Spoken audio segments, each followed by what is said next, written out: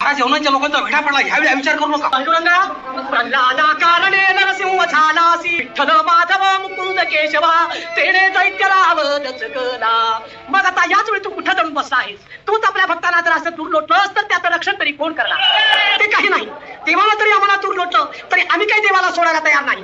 फुटो हे मस्तक तुटो हे शरीर नामाचा गजर सोडू नये. विठ्ठल विठ्ठल विठ्ठल विठ्ठल